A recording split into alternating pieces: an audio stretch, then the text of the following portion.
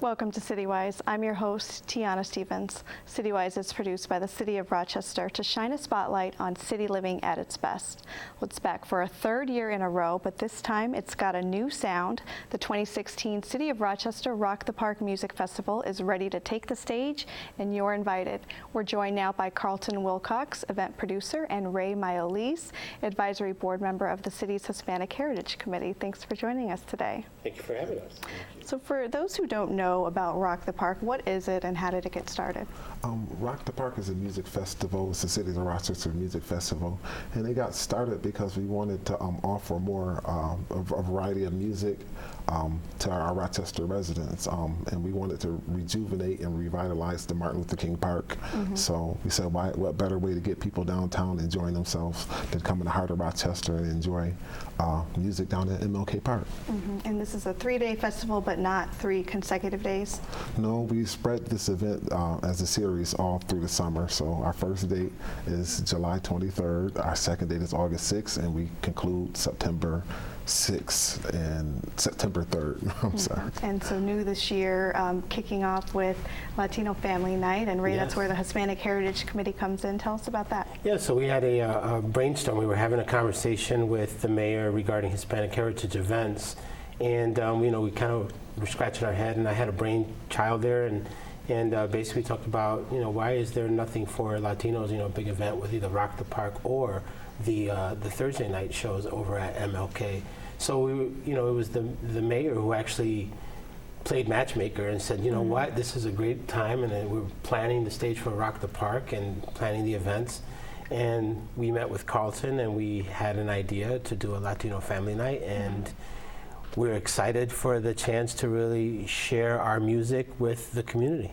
And this is all about local artists. Yes. So who are some of the artists that are coming out for it? So July 23rd, we have Africando, which is a young group right now. They're up and coming. They play a mixture of salsa, merengue, bachata, reggaeton, and basically they are like what we call cover bands. So they cover a lot of the pop music and the larger scale artists, and they're actually a great cover band because they cover every spectrum of the Latino music. And then closing the show, we'll have Next Level, which is actually a large group here in Rochester.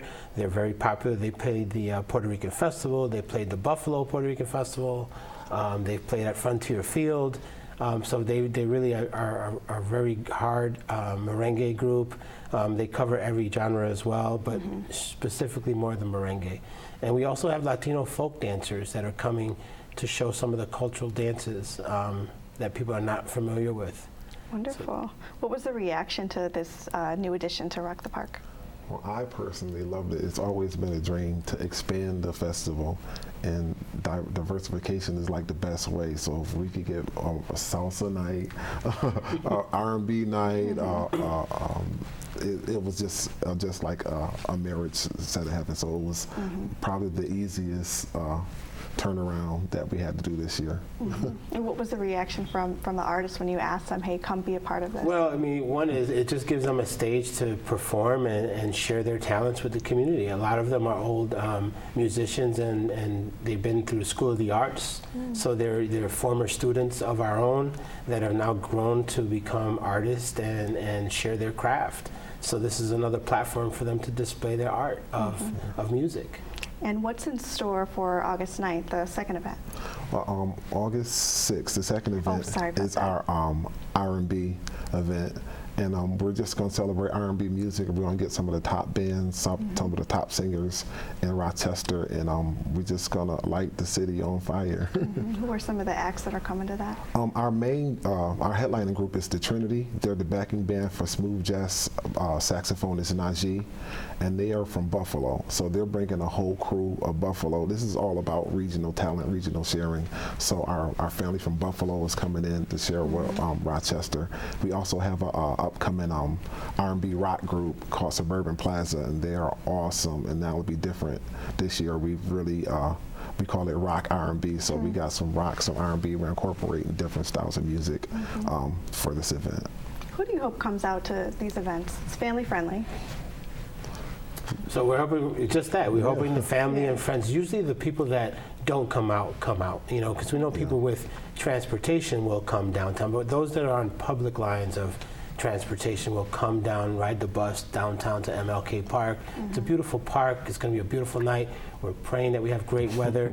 I don't know if the brand new waterfall will be up and running in time for our event, but I know it's going to be up and running for maybe the second event. And that's be exciting to have the waterfall at MLK Park back functional, which has been a great place for events to take place.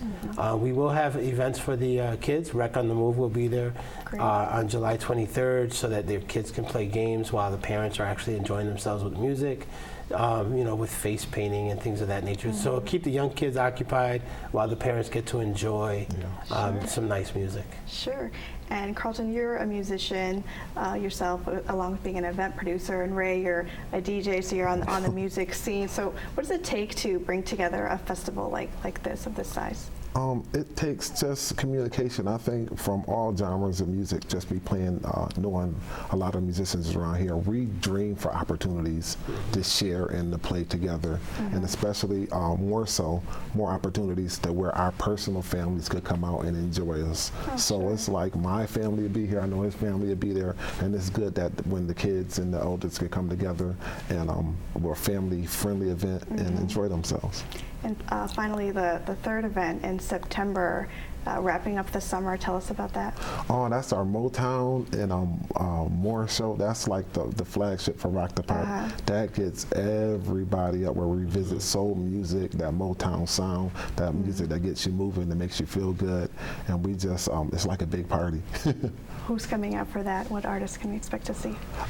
We have my band. This is going to be like every year. My band is, and my band is generally just like I personally handpick the top singers and artists in Rochester. Carlton Wilcox Live. Yes, and we also have a wonderful group, Shine, that's going to be headlining this year, and they're one of the top pop cover bands here, and they're just going to do a special old school tribute, and it's just going to be fantastic.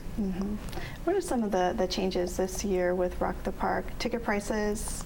Yes, ticket prices went up $1. Last year it was $5 to $6 this year. That's about the biggest and only change. You still can bring your chair.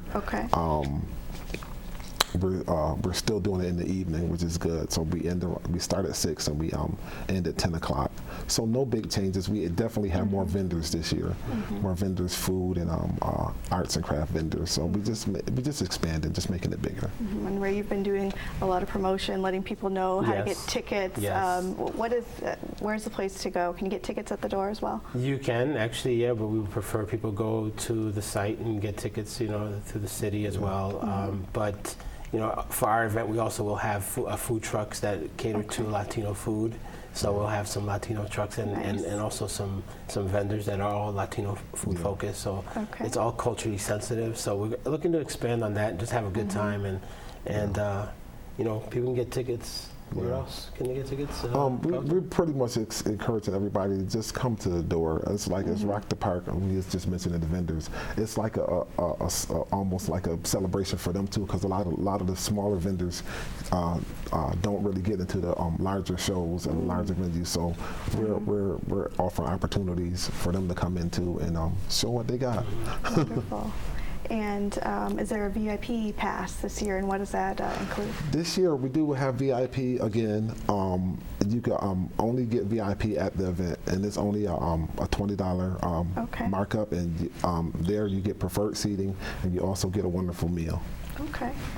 Why is it important to bring this collection of music to Rochester? Why are events like this important? You've got your Believe shirt on, Ray. I think about safe events and family events, and I think if we can do more of those things, it gives people less time to do other things that might get them into a bad predicament. So I think offering them a safe, family, fun-filled environment, bringing people together, and unity is the most important thing. Yes. So we communicate through music. We communicate through. If you look at Latinos who love Motown, that's a perfect marriage. Yeah. Right. It's great. You might not see many Motown Latino artists, but our cover bands right now are covering Motown music and changing it to our genre. Wow. So we're mixing that genre of music into our current stuff. Very interesting. Carlton, finally, how do you see this festival growing over the next 3 years? I think our strength is that we can, our power of adaptation. So as what people want, we have the freedom to kind of cater to what the people want. So that's what happened this year. It's like, if the people want something different, I'm a promoter. I am a free opportunity promoter. I love expansion. I love new things. I just want I want to showcase the best of Rochester, especially in the times we have right now, coming together, erasing the fear, erasing the hate that's going around music is the best way to do it. Excellent. Well, we're looking forward to the 3 shows. Again, the city's ROC The Park Music Festival happens over 3 Saturdays this summer, July 23rd, August 6th, and September 3rd. And for more information, you can go to rocthepark.com. That's ROCthepark.com, or call 585-503-6270. Well, oral storytelling is defined simply as a story spoken to an audience, but this ancient tradition is also a vibrant teaching tool for passing down family and cultural history. City 12 manager and producer Tish Jenkins and WXXI senior editor Joanne Gordon introduce us to reenactor Maggie Moore-Hawley, who honors the legacy of the great Harriet Tubman in this Cultural Expressions report.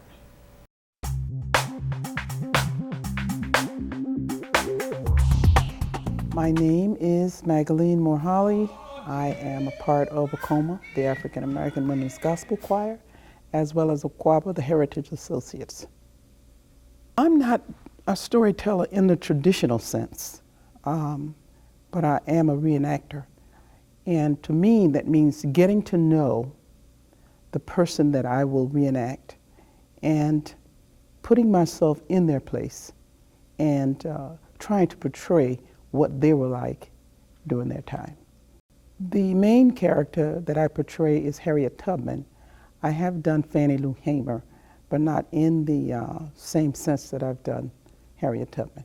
And I stepped over that freedom line. Ooh, the sun had a different shine to it. It seemed like the sky was different and the air was different. But there was one thing.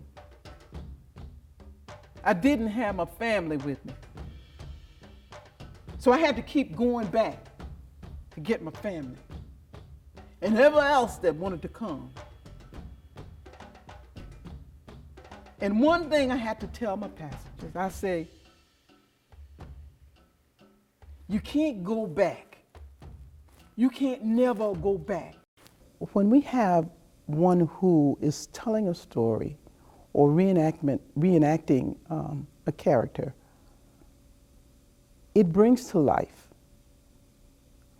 what was going on, the history of our culture, the struggles, the triumphs, because it brings to life what is being taught.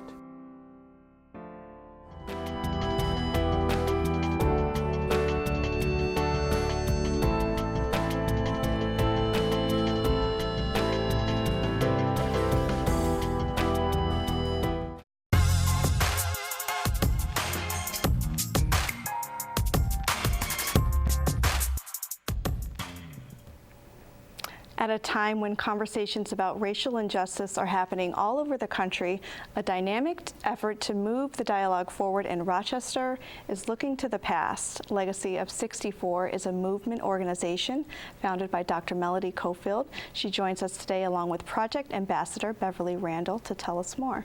Thanks for coming on, ladies. Thank you for having us. So Dr. Cofield, this started with a study of oral history around the unrest of 1964. Tell us about that and how we got to this today. It actually started slightly before that. I was part of the movement in the past and didn't realize it. I worked for Fight On, which changed its name to Eltrix Industries in the early 80s. And and I heard so many stories back then that I stopped hearing later on. And I started to realize that people were being disconnected from this very important history because they were just busy living And so I came up with the concept of just doing research, just doing oral histories and talking with people to learn what did they do, how was it, how did they, and I really was focusing on only the positive outcomes that came through collaborations. And so for a couple of years I interviewed people, and I just was amazed at what I discovered. There were actually two things that I discovered. One is that there was such a spirit of humanity in everyone. Everyone had this passion to make things better, to build, and to build a better future. So that was pretty significant. And the second is, after listening to all the stories, we actually could see that there was a legacy, that the events after post-riot actually had a legacy, a positive legacy that affected many people's lives, not only in the Rochester community, but nationally as well as internationally, globally. Who were some of those people that you interviewed? Well, I started out, my first interview was with Reverend Scott and Constance Mitchell, Matthew Augustine, Dr. Matthew Augustine. I interviewed Constance Jefferson Mitchell, who's to really get information about her dad, who is a major influencer at that time. And I continue to with interviews, so that'll continue because we have many outcomes, many categories. The event that's going to be happening July 30th really is focusing on jobs. How did this community go about creating jobs? We also have another category of things that happen around the faith-based community. We also had things happening around housing. All of it that changed pretty much the fabric of this community. And Beverly, you're a project ambassador. What does that mean, and how did you get involved with this? Well, I first got involved. Dr. Cofield is also a mentor for me, and getting involved with her through mentorship, I began to learn about the Legacy of 64 program, and it was just so interesting. All of the information, the history that I was learning, I thought that I should be a part of that. So I've been a part of it pretty much from its inception, and have learned quite a bit about my history. Before then, when I saw the riots, from the TV and things like that, I had a different perception where I thought it was just a bunch of people out there, looting and that kind of a thing. But after being a part of it and learning more and hearing the stories through the Legacy 64 program, I began to realize how rich of a history that we have as a community and as people that a lot of folks don't even realize. And can you tell us a little bit more about the event that's coming up that you're sharing with the public? It's our first, and the history behind that was we had 4 young students from the city who were working on the project, and I discovered that they didn't know anything about the riots in 1964. I came in the next day after giving them an assignment, and they were really very disappointed, and they had these long faces, and I said, well, what's the matter? And they said, no one told us about the fact that there was a riot in 1964. And I said, well, how do you feel about that? How does that make you feel? And he said, disappointed. Why didn't our schools teach us? Why didn't our parents teach us? Why isn't the community talking about something like this? So what I asked them to do was to create a documentary, because that is what a legacy, every legacy should be documented, and to share what would it mean for them to know about more information about this. And one of the things that they said is that we really want to be able to thank the people that made the contribution, whose shoulders we stand on, and who did all this work for us. And so that's pretty much defined the Ripple Hall of Fame. And we call it Ripple because we're focusing on the ripple effect of their contributions. So the difference between history and legacy: history gives you facts, it tells you the date, it tells you what happened, but legacy will tell you how we're all connected, how you're connected to the history and the impact that it's had on your life. And so that's what we're focusing on, the legacy of 64. We're looking at how people are connected, how all of this came together. And I think that the way it ties into today, it gives us an opportunity, gives people an opportunity to work with more content, more something that's more significant, can help us make better decisions about the choices we make today by understanding the models. So on the 30th, we'll be sharing different kinds of models that came out of the post-riot collaborations. And again, we're focusing on the collaborations. What did they get together to do, and what impact that had on the community, and so forth. And we'll be sharing just the first category of the 17, and because there's no way possible for everything to be shared in one evening. It's going to take many years for us to tell the full story, and each year we'll be inducting honorees into the Ripple Hall of Fame, and hopefully we'll have a place to store the information. What has the reaction been from the inductees when you told them, you know, hey, we are going to honor you?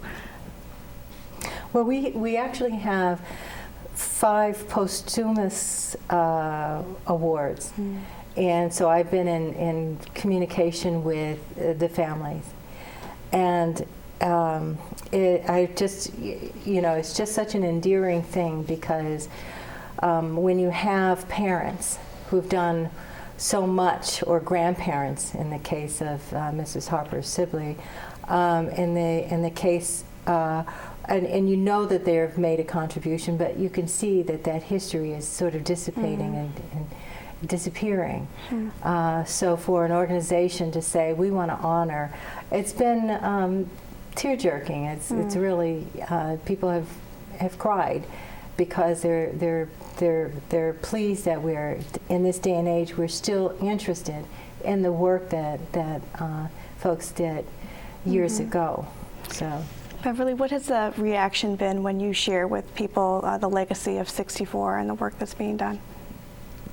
Again, I think because some of the stories, well, a lot of the stories have been lost, that people, once it's explained to them, we do briefings, and through the briefings, the program is explained, and what our purpose and goals are. And once they hear the history and the legacy, it changes their perceptions also about what those riots were about. Because just looking at, the films from that time, even if you weren't living in Rochester, it just shows a real negative impact that it made. It looks like a negative impact, from what happened. But once you get to learn about the legacy and the history, it just changes your whole mindset. I think the big thing too is that there's a sense of pride, because it's not just that it was a riot and a resurrection. It was or a moment in time when the frustration was so great. To know and understand how people came together to make a difference, and the strategies that they use and the stories that they tell behind that, you sit back and you feel prideful that it wasn't all for naught, that there's more to this history, and that we should carry that history out, as opposed to just being emotional and not really having a reference point. Well, wonderful. Thank you, ladies, so much for coming on today. If you'd like more information about the Legacy of 64 project and the Ripple Hall of Fame Museum, you can visit their website, legacy64.org, or you can call 585-256-9872. Thanks for joining us on this edition of CityWise. I'm Tiana Stevens, and we'll see you next week.